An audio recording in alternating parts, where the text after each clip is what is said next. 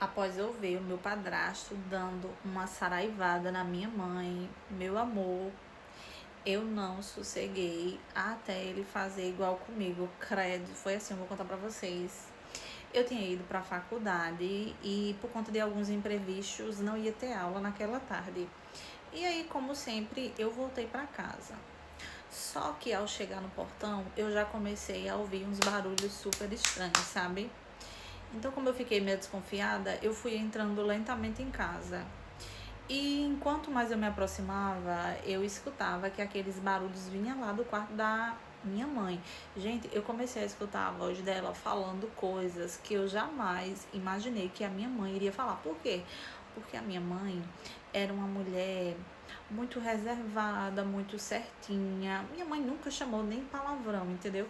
Então eu tava incrédula que a minha coroa tava falando aquilo tudo. Então eu fui bem devagar em direção à porta do quarto. E meu amor, quando eu cheguei, vocês não tem noção não. O coroa é profissional. Era só tapança na busanfa, gente. E quando eu vi aquela cena, ele fazia tanta coisa, e tinha coisa que ele fazia que eu nem sabia que existia.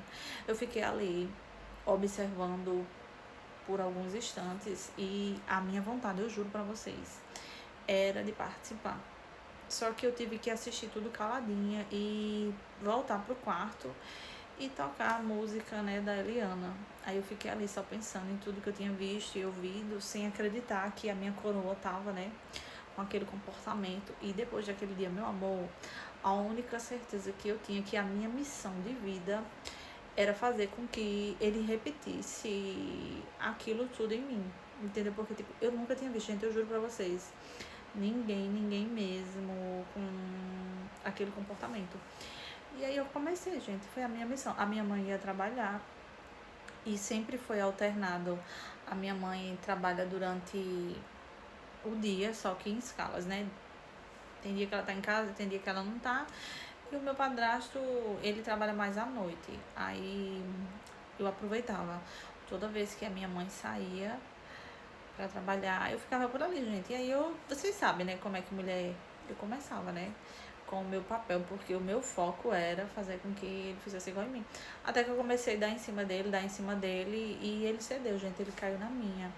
E aí aconteceu, ele fez tudinho, gente, tudinho que ele fez com a minha irmã, nossa, foi muito bom, foi muito bom. Depois daquele dia, eu não parei mais, sabe? Na verdade, até hoje eu não consegui, né, parar mais. Eu conheci outras pessoas e tal, só que, tipo, ficou um vício, entendeu? Ficou um vício, gente.